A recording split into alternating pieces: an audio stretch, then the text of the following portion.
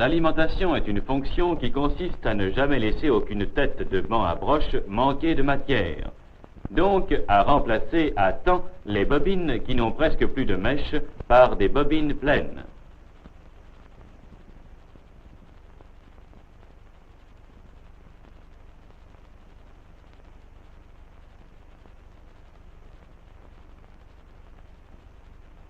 Une première observation s'impose. Regardez le grand nombre de bobines d'alimentation. Il y en a près de 300 disposées sur les 3 rangées de ce qu'on appelle le râtelier d'alimentation. Elles sont disposées sur des râteliers dont 3 se trouvent sur l'arrière de la machine et un sur le devant que nous apercevons en passant de l'autre côté.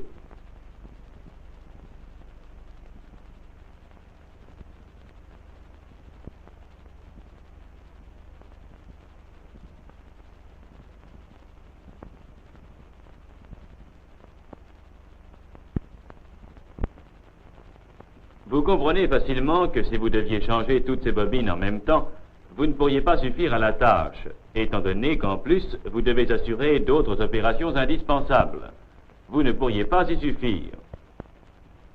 Il faudrait alors arrêter la machine, ce qu'il ne faut absolument pas faire pour une opération si simple.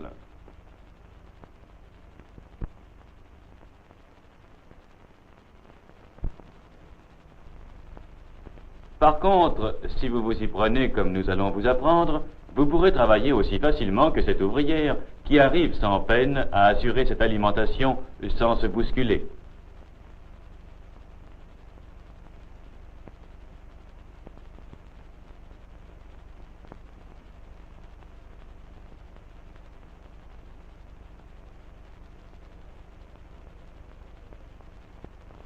Pour cela, il faut veiller, dans la mesure du possible, à échelonner la grosseur de ces bobines pour équilibrer votre travail de bobinage.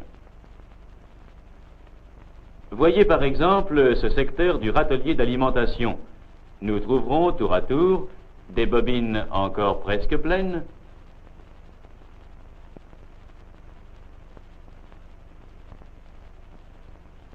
des bobines presque épuisées,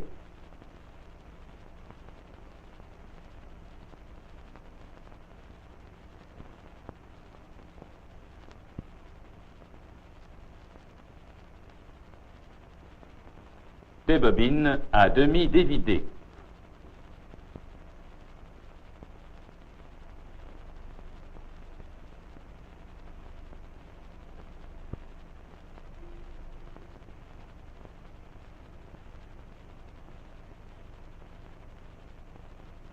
En second lieu, il faut vous réserver une petite marge de temps pour mener à bien votre opération. Il ne faut pas attendre que les bobines à changer soient complètement épuisées.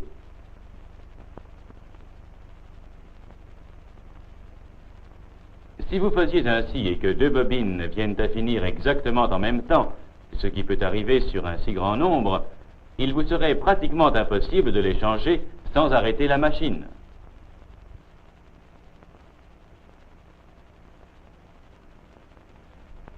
Il faut donc s'y prendre un petit peu à l'avance.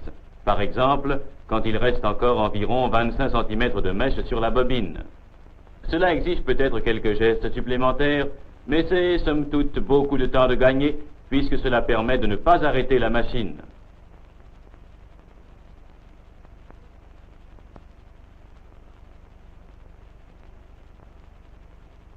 En dernier lieu, vous voyez que chaque train d'étirage reçoit 2 mèches distinctes provenant de 2 bobines différentes.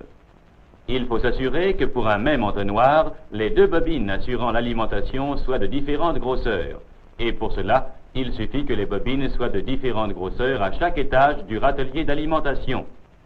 Maintenant que vous savez ce qu'il faut faire pour disposer convenablement votre travail, nous allons vous montrer comment il faut le faire. Regardons maintenant attentivement cette ouvrière qui exécute très lentement son travail.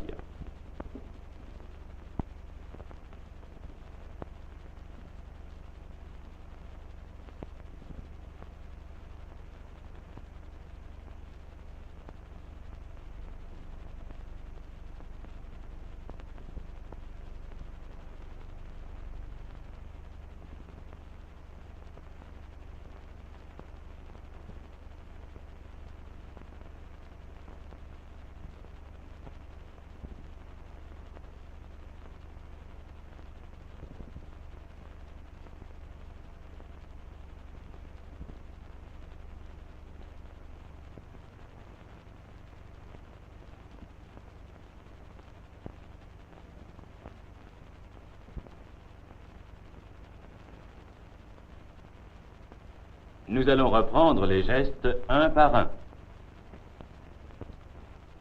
Le premier consiste à saisir la base de la brochette qui soutient le bobino, à la soulever légèrement et à casser la mèche.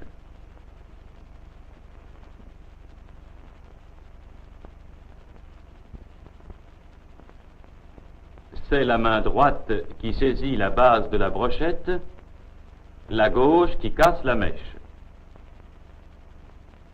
Le deuxième consiste à coincer le bobino sous le bras gauche, de manière à retirer la brochette, et d'embrocher une des bobines pleines qui se trouve sur le râtelier d'alimentation.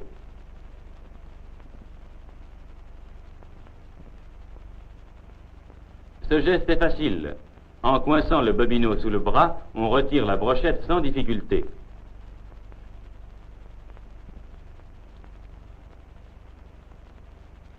Le troisième consiste à dégager l'extrémité de la mèche qui se trouve sur cette nouvelle bobine.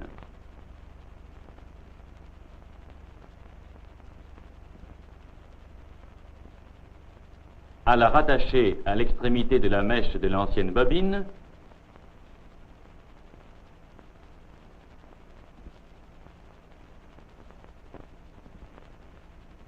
et à reposer la nouvelle bobine sur le râtelier. C'est la main gauche qui dégage la mèche et effectue la rattache, pendant que la main droite tient la bobine par son embase et qui la replace haut de la brochette, puis base de la brochette, dans les petits logements des bancs du râtelier, en plaquant l'excédent de mèche sur le cône. Le dernier geste consiste à dégager ce qui reste de mèche de l'ancien bobino, à placer ces quelques centimètres de mèche dans la poche de son tablier et à poser le bobino vide sur la planchette inférieure du râtelier. C'est la main droite qui dégage cette mèche, la main gauche tenant le bobino. Reprenons les gestes dans leur ensemble pour qu'ils nous deviennent familiers.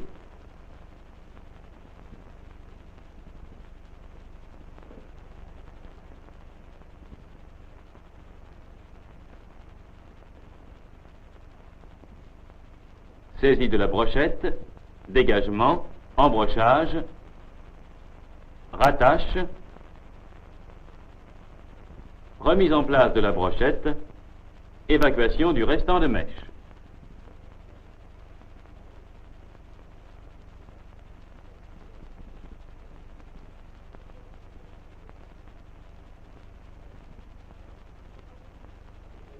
En ce qui concerne le râtelier du devant, les gestes sont les mêmes dans l'ensemble.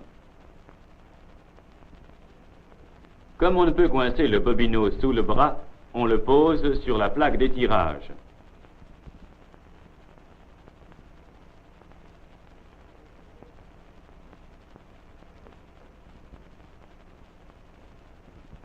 Faites seulement très attention à ne pas vous faire heurter par l'ailette.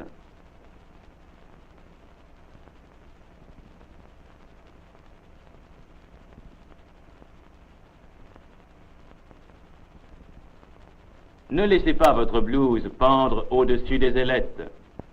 Tenez-vous très légèrement courbé en deux.